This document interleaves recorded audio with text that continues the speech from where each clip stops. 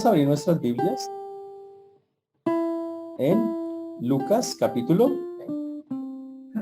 a ver si los hermanos por lo menos, Lucas capítulo 6, versículo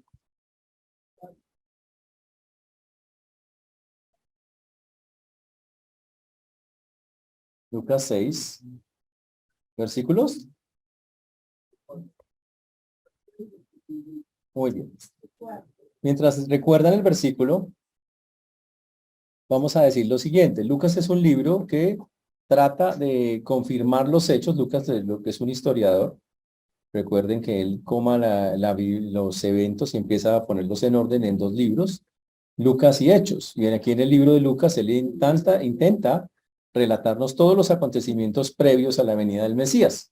Y para hacerlo, él coge desde la profecía del Antiguo Testamento que tenía que venir un precursor, ese se llama Juan el Bautista, y por eso la historia comienza con Juan, con aquel que vendría. Nos muestra, nos confirma, nos comprueba, Juan es el que había de venir.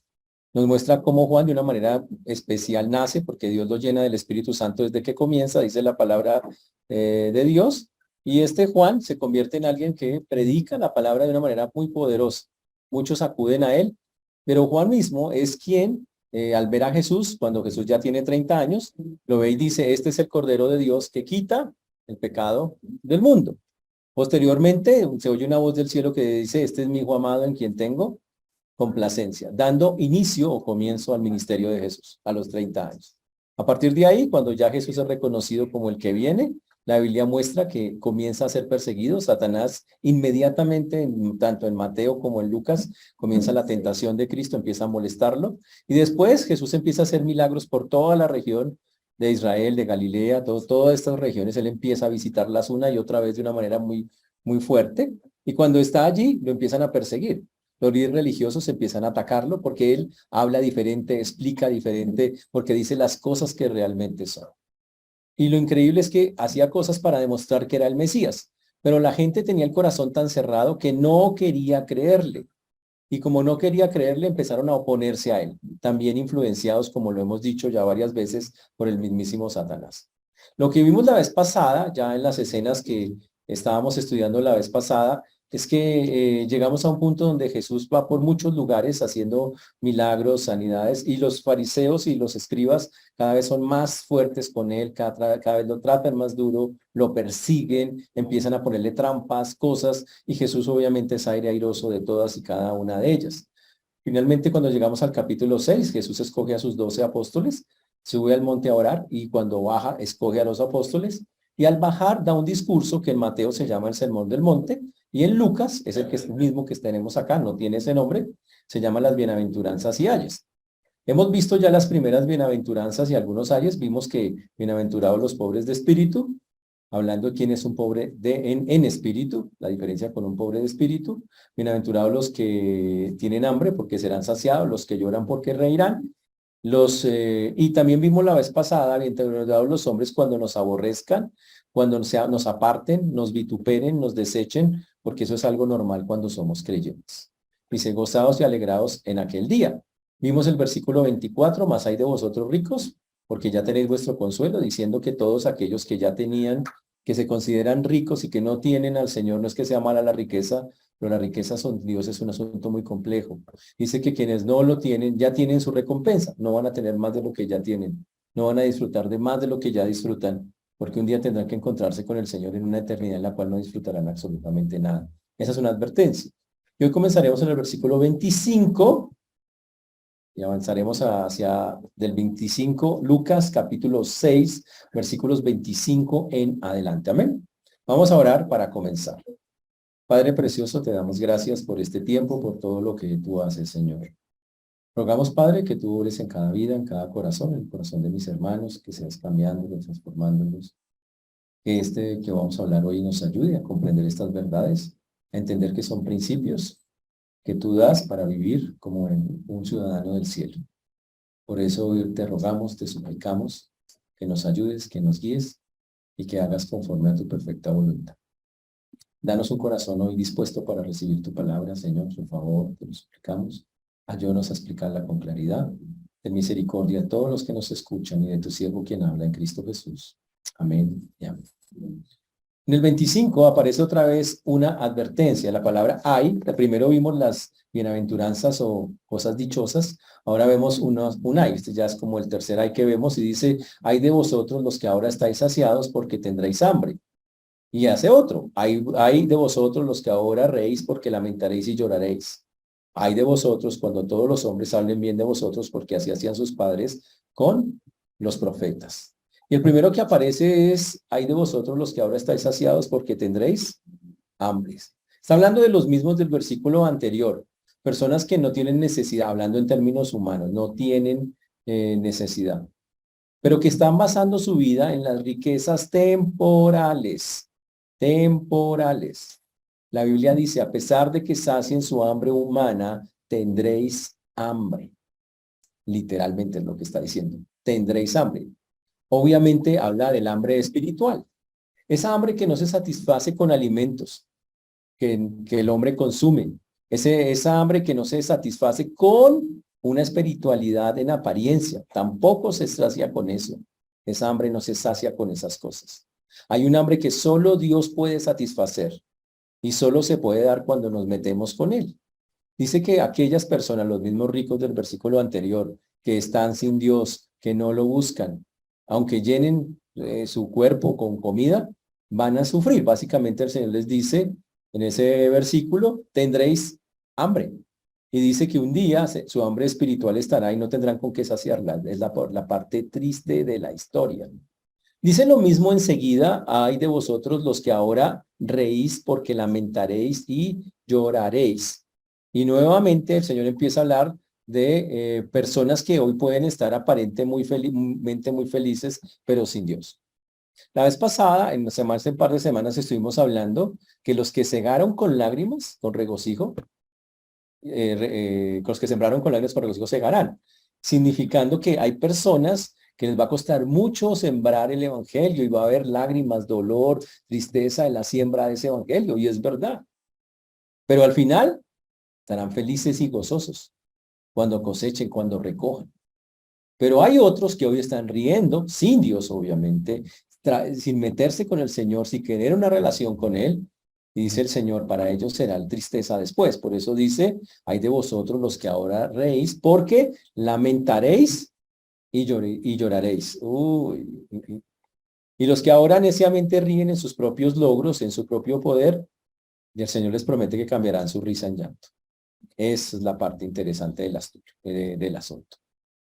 Ahora hay que dejar claro, los que ahora sufren en el Señor, haciendo lo que hacen por el Señor, que lo hemos visto, que el creyente va a sufrir cosas, que le cuestan cosas, el Señor le dice que será consolado por él va a recibir eso. La persona, en cambio, que hoy tiene todas esas cosas y que no necesita a Dios, de nuevo lo consuela. Pero después estará llorando, pero el problema es que ya, al no meterse con Dios, porque es la única oportunidad de meternos con Dios es mientras estemos en esta vida, ya estarán llorando perpetuamente, básicamente es lo que dice el texto.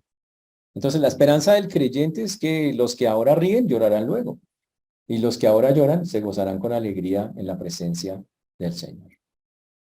Y el último ahí que aparece ahí es, hay de vosotros cuando todos los hombres hablen bien de vosotros, porque así hacían sus padres con los falsos profetas. ¿A quién no le gusta que hablen bien de uno, no? Todos nos gusta que nos hablen bien de nosotros. Y a usted, y cuando no hablan bien de usted, ¿usted cómo se pone?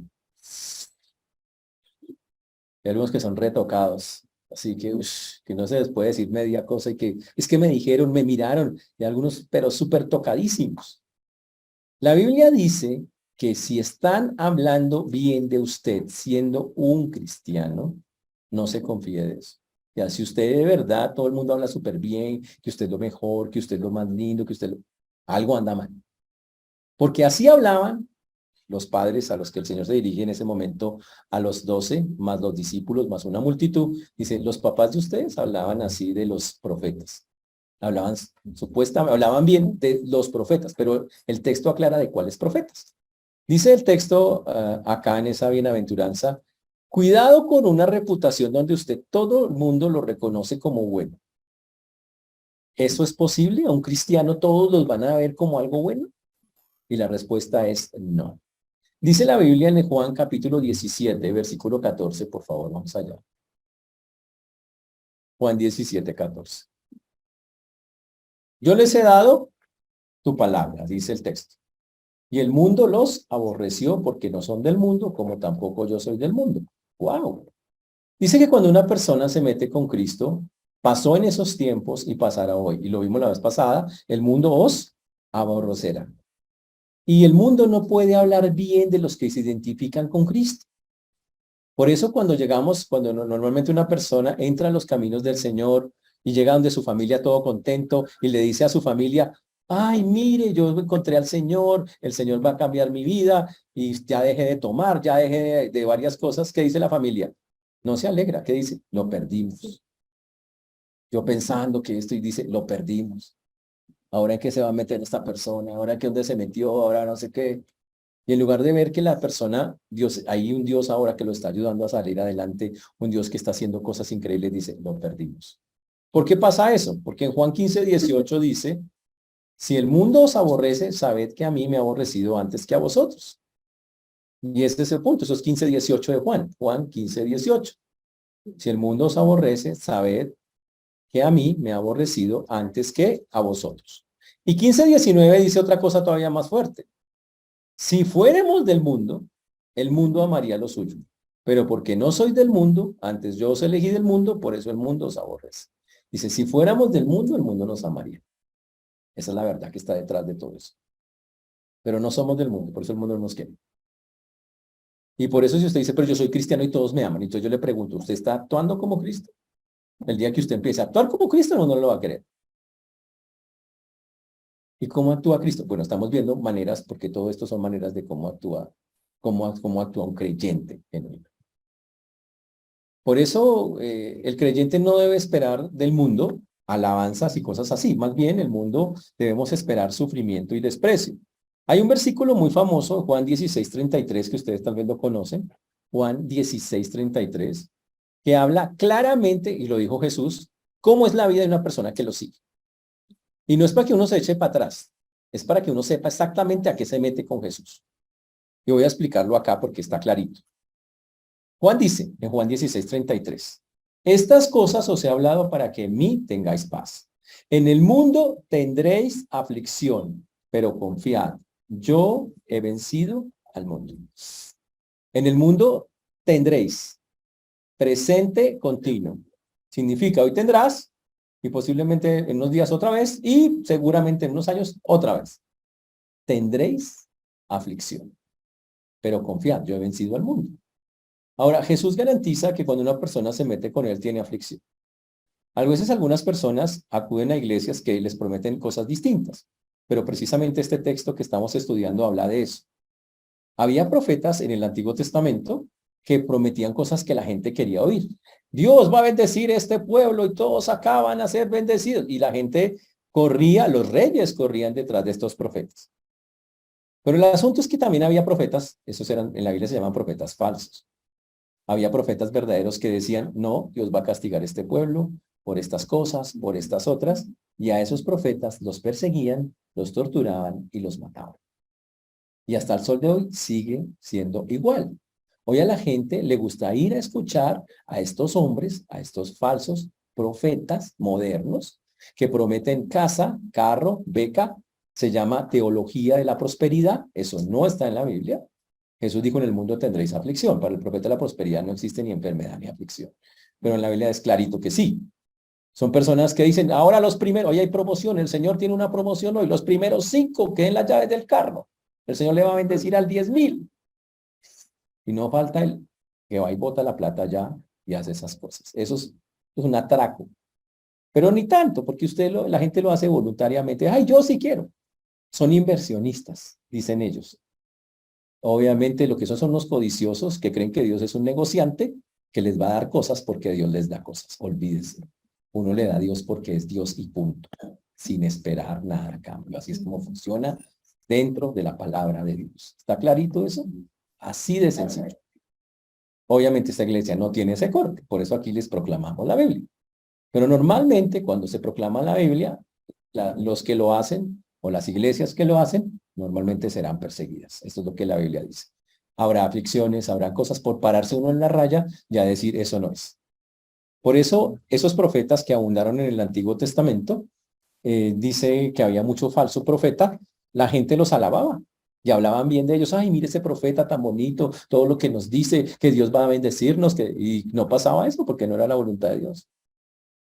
En cambio, el profeta verdadero, ellos mismos, como dice el Señor en su denuncia ahí en Lucas, en ese texto, dice que no lo tenían en cuenta, que cuidado cuando estén hablando bien de usted de esa manera.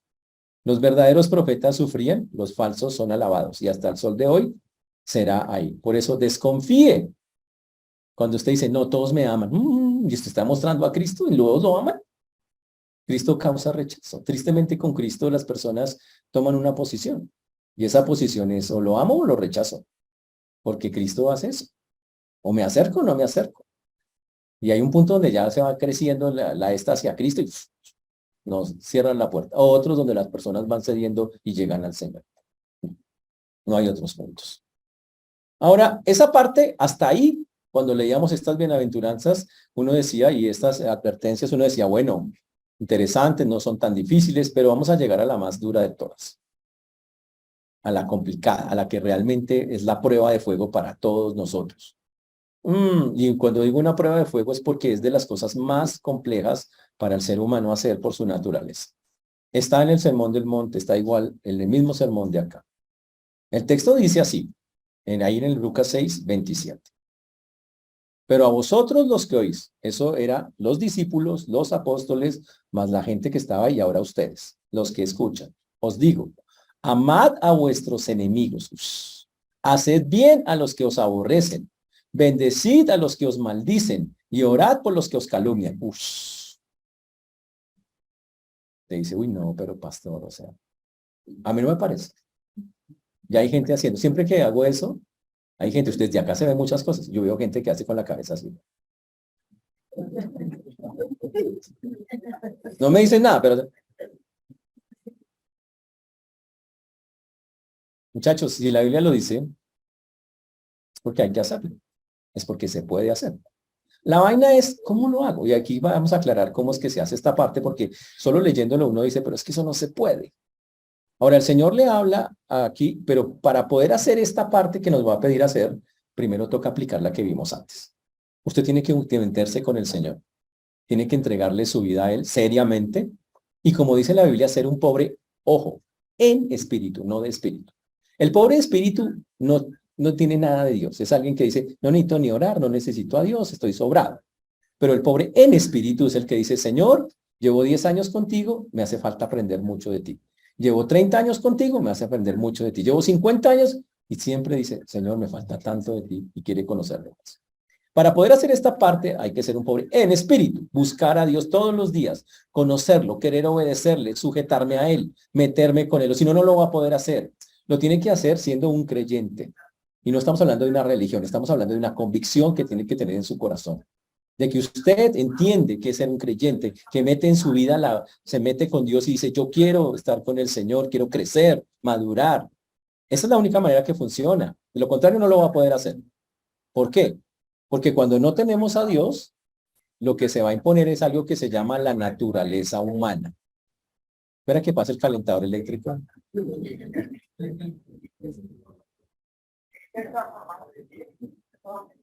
Muy bien.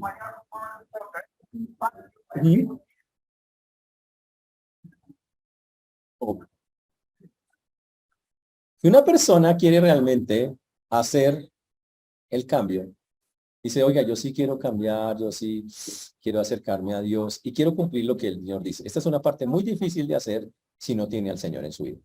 Cuando digo tener al Señor, no estoy hablando de que usted crea en Él simplemente. Estamos hablando de que usted le ha entregado su vida.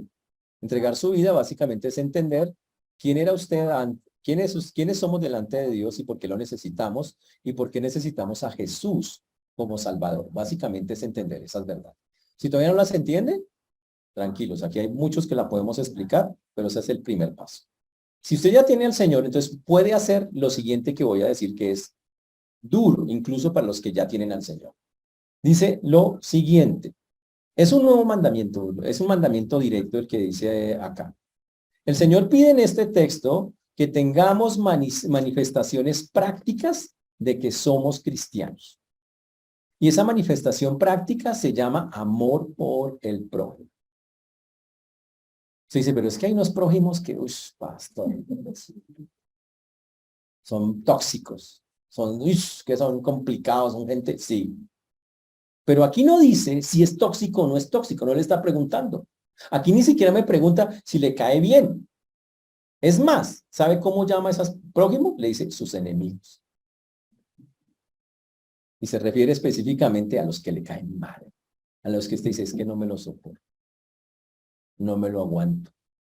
Y es que cada vez que lo veo, tengo problemas con esa persona. Ahora, yo quiero preguntarle, ¿es usted una persona calmada o es una persona así como iracundita? De cariño le dice iracundín, mecha corta, fosforito. Si usted es así, tiene un problema. El problema tiene usted, para empezar. Yo siempre digo que hay personas que se miran al espejo y se retan. ¿Cómo eran de alzadas que son así? Y si usted es de esos, grave. Ya, el problema, soluciónelo. Tiene un problema serio usted con eso. Pero el problema acá es que el Señor nos pide que actuemos totalmente en contra a lo que es la naturaleza humana. En la naturaleza humana, si a usted le hacen algo, usted dice, yo no voy a dejar. Naturaleza humana. Si alguien lo insulta, si alguien lo dice, pues yo no voy a dejar, ¿qué le pasa? Yo voy a responder. Pero el mandato de Dios de Jesús en este texto es totalmente contrario. ¿Por qué pide Jesús esto? Bueno, Jesús nunca le va a pedir algo a usted que él no haya hecho primero. Siempre acuérdese de eso. Jesús jamás le va a pedir a usted hacer algo que él no hizo primero. Jesús respondía bien cuando lo trataban mal, ¿sí o no? Y la respuesta es sí. Y cuando lo trataban re mal, respondía bien. Y cuando casi lo mataban, respondía bien. Y cuando lo mataron, respondió bien. Es más, les tenemos los versículos. Lucas 6:36. Ahí mismito, bajen un poquito, Lucas 6:36, yo les leo. Miren el mandato del Señor. Sed, esto es una orden. Sed pues misericordiosos como también vuestro Padre es misericordioso. Señores, tenemos que ser misericordiosos como el Señor es misericordioso. ¿Qué es misericordia? Misericordia es no darle a la persona su merecido. Le dice, yo quiero darle su merecido. No es darle lo que se merece, es darle lo que necesitan. Son cosas muy distintas. ¿Creen que las personas necesitan sus golpes? ¿Y sus insultos? ¿Y sus palabras ofensivas? ¿Y sus groserías? ¿Y sus ataques? ¿Y sus sarcasmos? ¿Creen que la gente necesita eso? ¿Les ha servido de algo hacer eso con la gente? ¿Qué han hecho con eso? Levantaron a la otra persona más. Ofendieron, cogieron, rebotaron al otro más. Eso es lo que hace una persona cuando es así. Por eso dice la Biblia, y lo repito, a veces las palabras son como golpes de espada. Cortan a la otra persona, tratan de hacerle un daño terrible. Y Jesús aquí pronuncia cosas que son totalmente contrarias a eso. Básicamente nos está diciendo, no seas vencido de lo malo, sino vence con el bien el mal. Vence con el bien el mal. Wow. No se trata de amar. Ahora el Señor, lo que está pidiendo el Señor acá es, señores, quiero que demuestren con amor que son cristianos.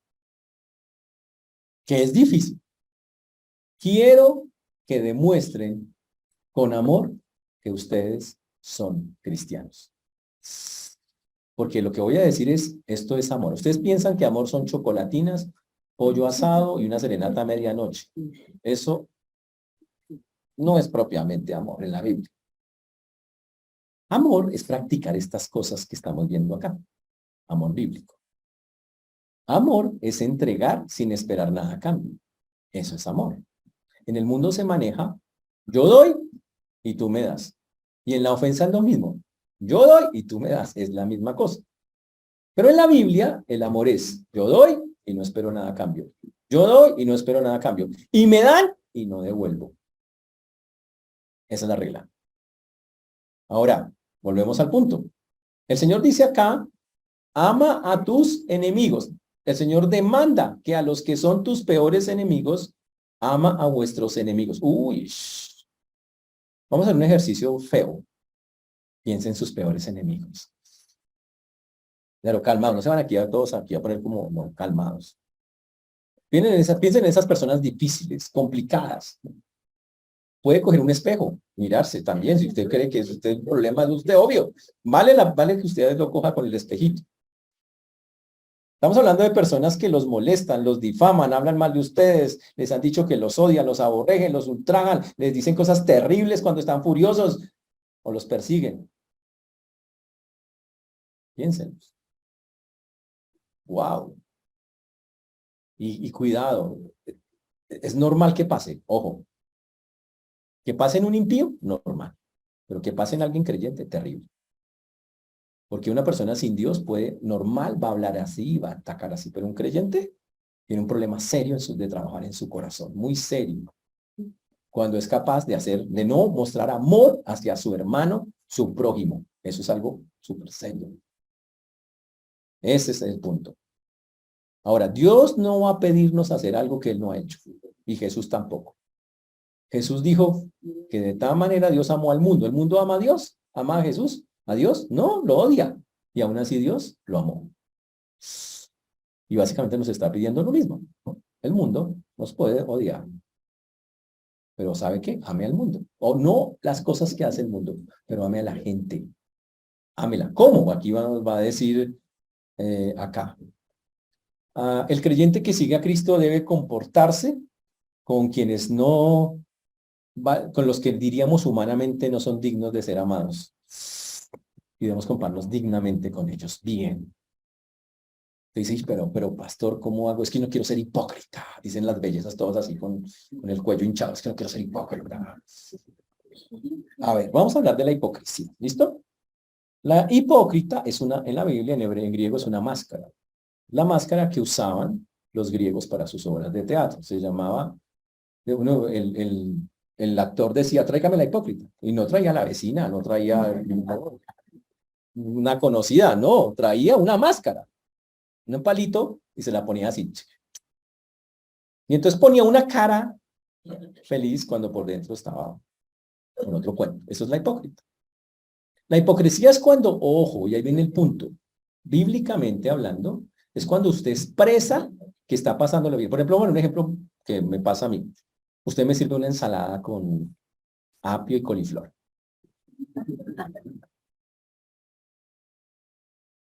¿Qué sería hipocresía? Decir, no he probado nada más rico y más, con un olor más delicioso que este coliflor. Eso sería hipócrita. Pero si yo, haciendo de tripas corazón, me hago,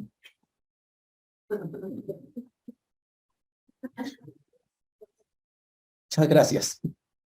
Eso es obediencia. Me la comí. Ahí no hay hipocresía. El Señor no dice que no vamos a sentir todavía cosas contra las personas que han hecho cosas contra nosotros. Y nosotros no podemos quitar los sentimientos. Pero el punto es, lo tendrá que controlar. Ahora, recuerden lo que vimos incluso en la clase de parejas antes. Primero hay que perdonar. Si yo perdono a una persona, listo, yo ya tomé la decisión, no sentí eso. Tomé la decisión de perdonar. Y no quiero seguir en el problema con la persona. Y ahora, ya que tengo mi corazón limpio, porque se lo entregué la carga a Dios, de vez en cuando me voy a acordar que la persona me hizo, pero ¿sabe qué, Señor? Eso está contigo, yo no tengo por qué pelear con la persona. Ni necesito acordarme de nada, de nada, de nada, ni quiero acordarme de nada, y punto, y no quiero. Esa es la forma de cerrar ese asunto. Pero aquí dice, y que esta es la parte más dura de toda la historia, dice el Señor que amemos a nuestros enemigos, y cuando yo miro qué significa la palabra en el griego, dice, trate a su enemigo. Dice, ¿cómo así? Trátelo bellamente, dice el texto literal. Dice, uy, no, pero, dice, pero pastor, es que,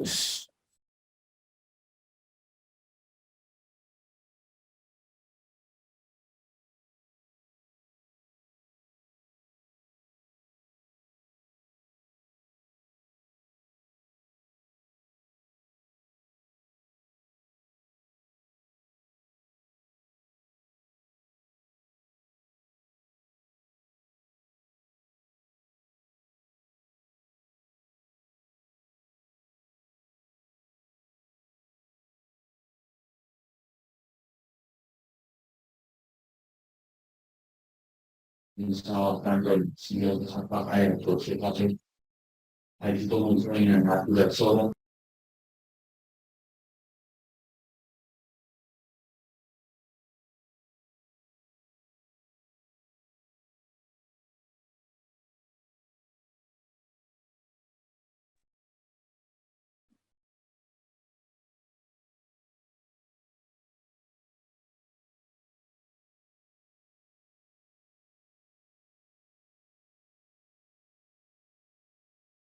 Y ojalá se le pinchen las llantas de las 4 llantas y hasta la de repuesto para que aprenda a respetarlo.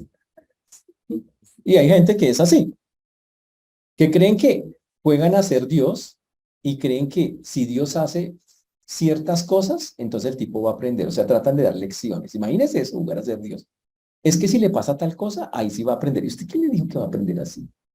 ¿De dónde saca semejante idea? Eso no pasa nunca. Nunca. Las personas no aprenden así. Usted tiene que orar, si quiere saber cómo tiene que orar para que funcione de verdad. Señor, tócalo donde tú sí puedes tocarlo. Y yo no sé. Tócalo donde es. Él sí. Con el patrocinio de... Tócalo donde... Dígale al Señor, Señor, toca la vida de esa persona donde de verdad sirva para que cambie. Y a veces es la cosa más boba de la vida. No es lo que usted piensa. Eso es saber orar bien. Y aquí dice literalmente que ame de una manera bonita a sus enemigos en lugar de tomar venganza. En otras palabras, hazles el bien, trátalos bien, compórtate bien y responde sin odio, muéstrales bondad. Dice, no, eso es muy difícil. No, la Biblia no pide cosas imposibles. Sí se puede en Cristo, obviamente que sí. Es más, dice un versículo, si el que te aborrece tuviera hambre, dale de comer pan, y si tuviera sed, dale de beber agua, dice el texto en Proverbios 21, 25, 21. Y si me sigue persiguiendo, a pesar de que lo estoy tratando bien, y si estoy cumpliendo con el mandamiento de Jesús, y si tengo un carácter como el del Señor que me está pidiendo, ¿qué tengo que hacer? Sígalo bendiciendo. Sigas bendiciendo. Y si entonces, claro, me tengo que dejar que haga lo que quiera y que pase por encima, me pisoteeme. A ver, calma. ¿Usted le cree a la Biblia? Aquí la pregunta es si le cree o no le cree a la Biblia. La pregunta es, ¿usted le cree a los métodos bíblicos? Hay dos formas de arreglar esto. O lo arregla usted con sus manitos o lo deja que lo arregle Dios. Yo pregunto, ¿usted quiere meterle la mano o prefiere que le meta la mano a Dios? Deje que Dios le meta la mano.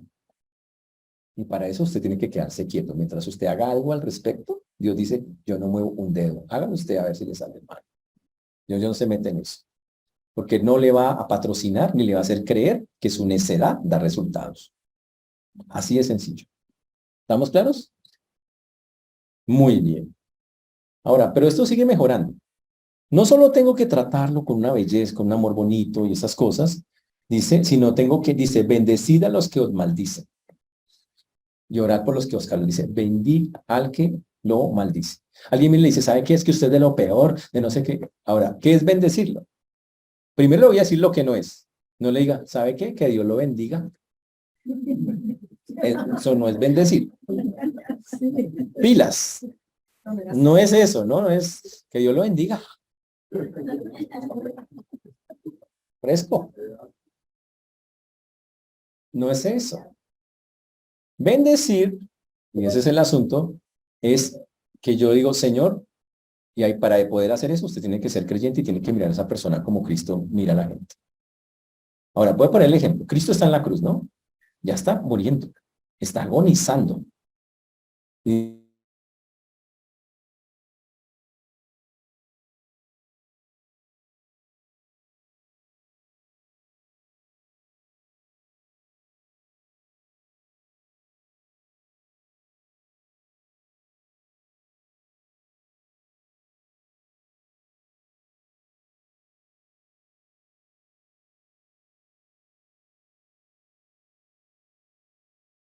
Pero veo una era lo más bueno.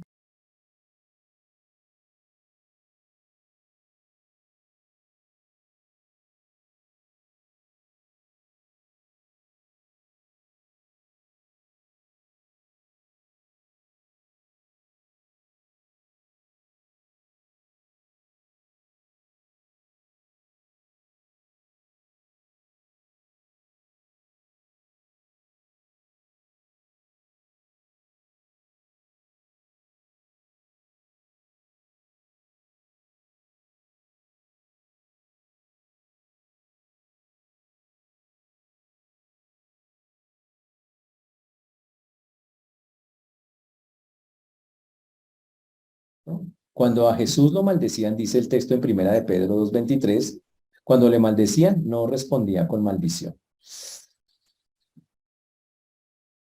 Cuando nos maldicen, la Biblia dice, bendíganlo.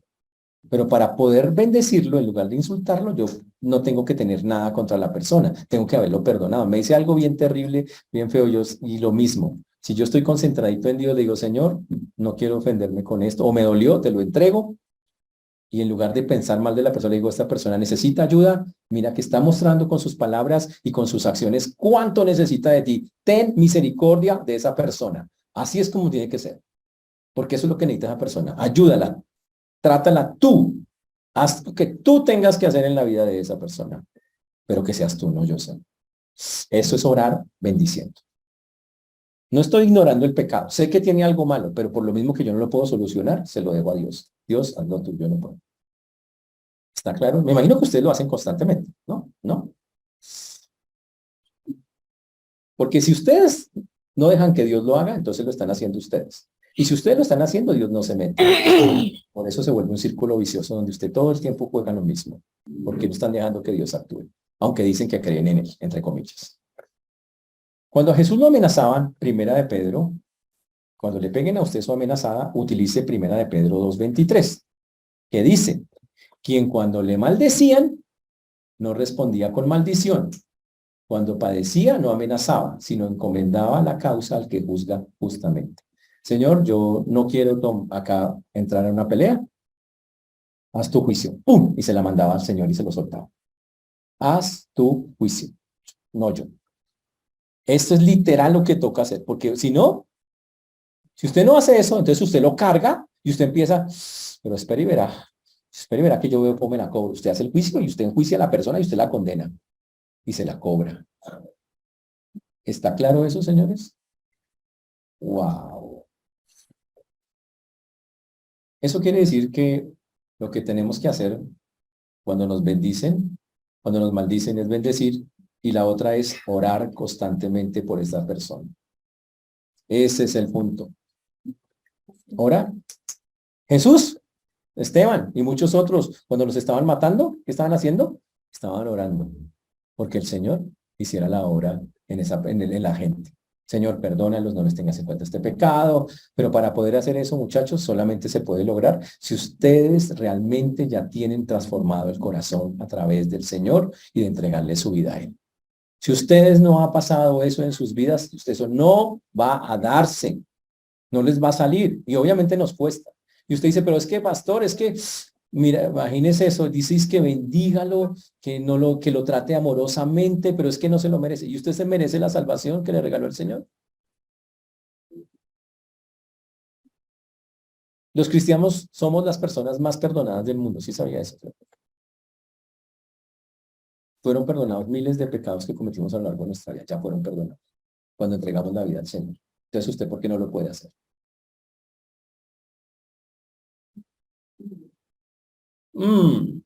Por eso, ¿quiere usted trabajar esta demanda del Señor, que es una demanda de Dios de hacerlo?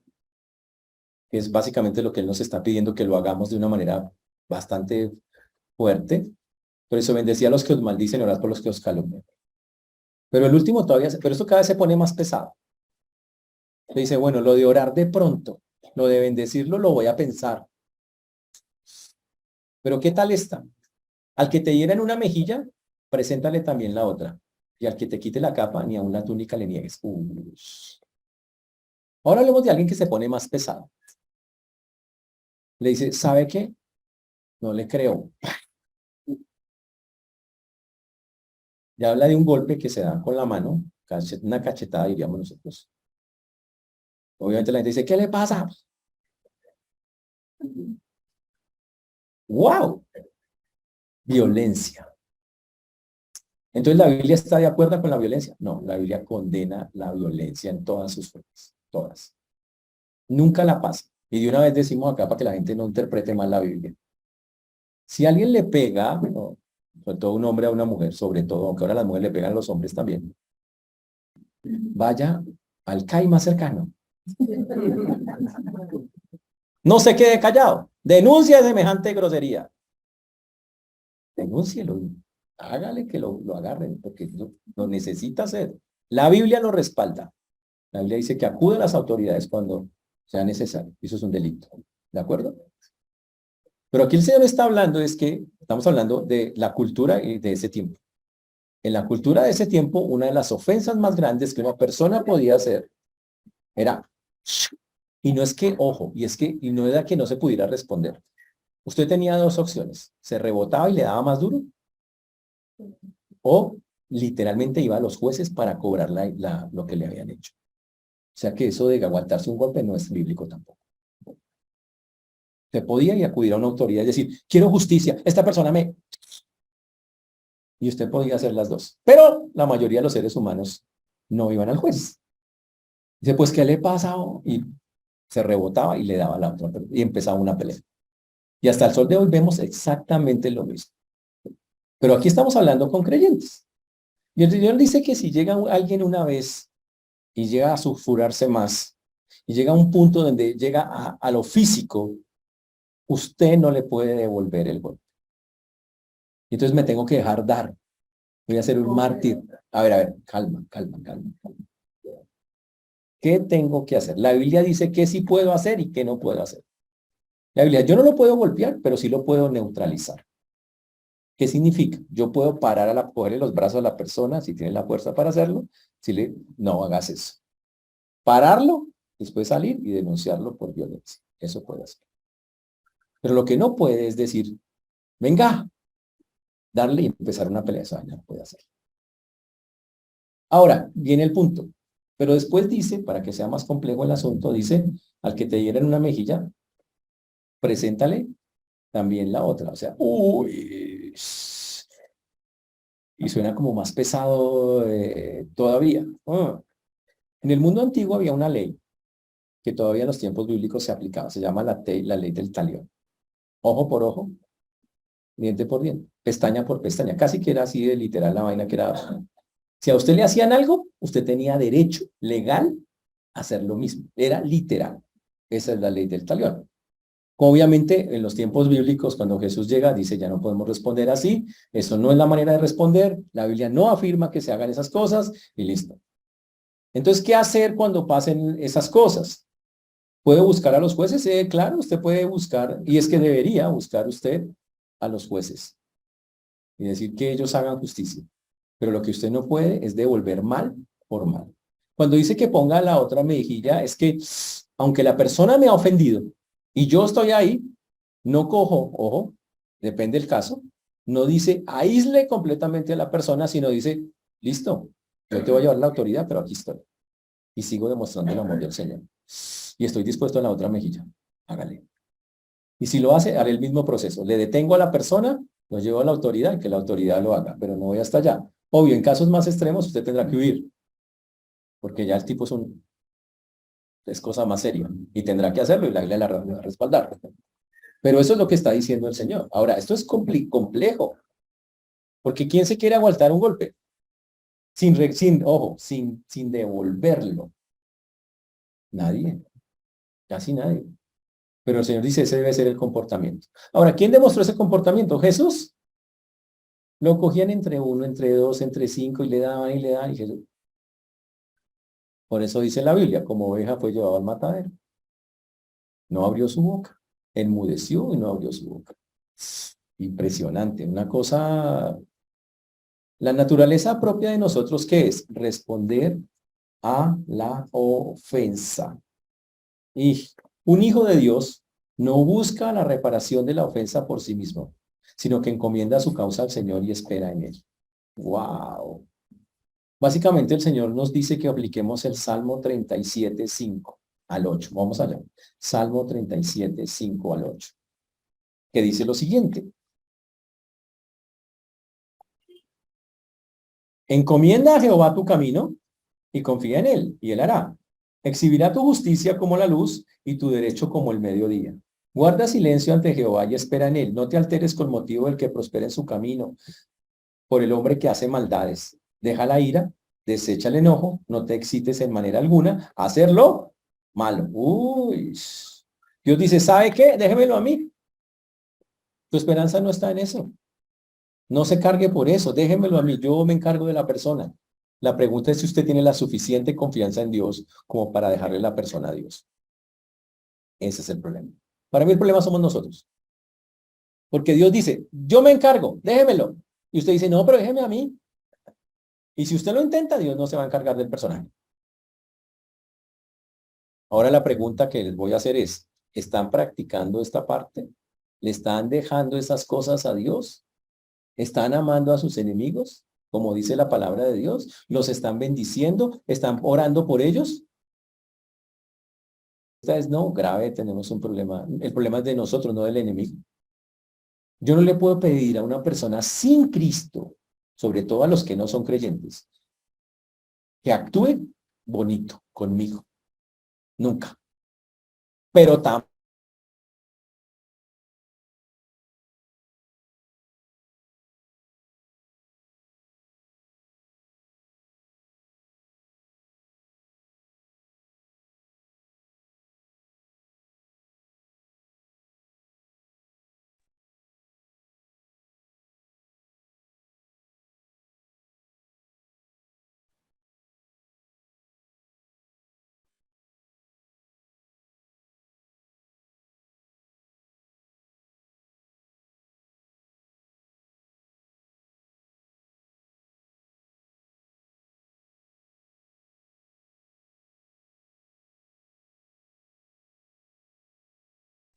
no hubiera hecho.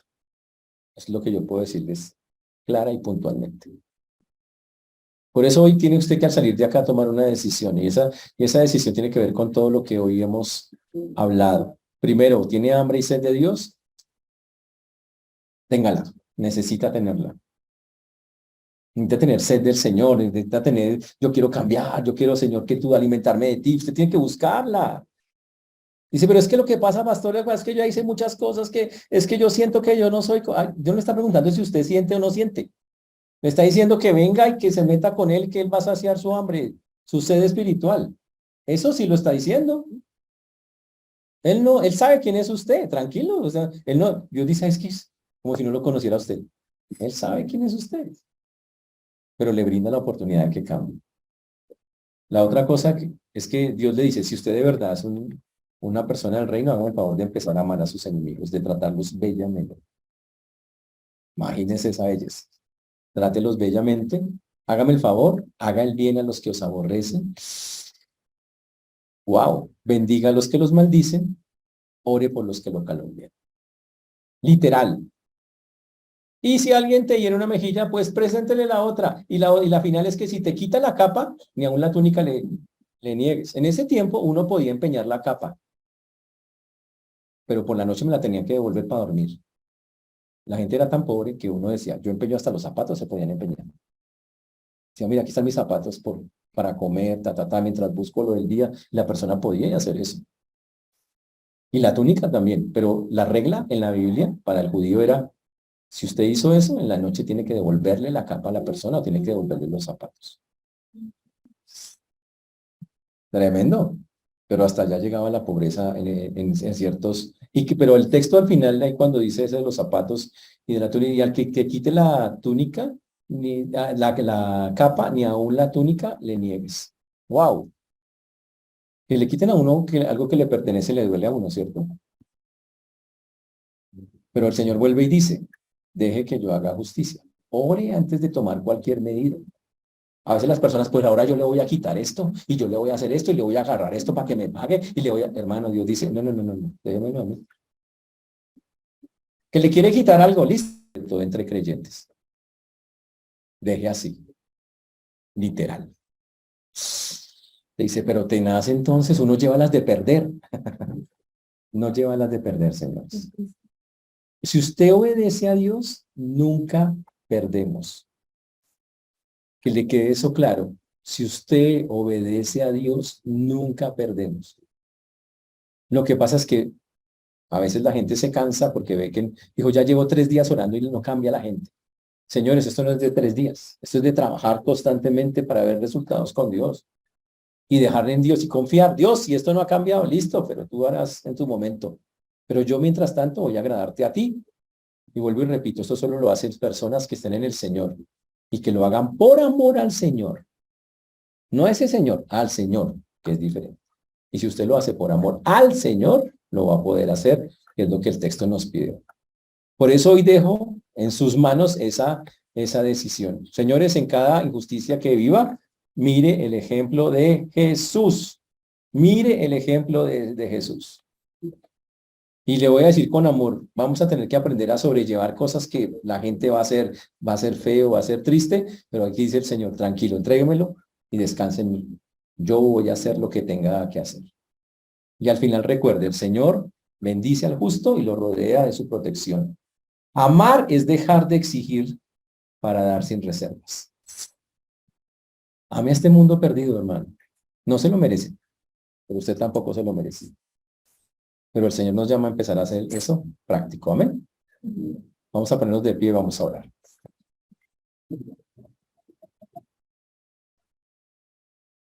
Señor Dios, te damos gracias porque tú eres bueno, Señor, y para siempre es tu misericordia. Te agradecemos porque hasta aquí nos has traído y has sido bueno con nosotros. Rogamos que obres en cada vida, en cada corazón, como solo tú, la verdad es que tú lo puedes hacer. A ti se ha dado todo honor y toda gloria, Señor, recibe. Gracias por tu mano preciosa, gracias por tu mano maravillosa. Gracias por tus enseñanzas, aunque difíciles a veces, Señor, de practicar.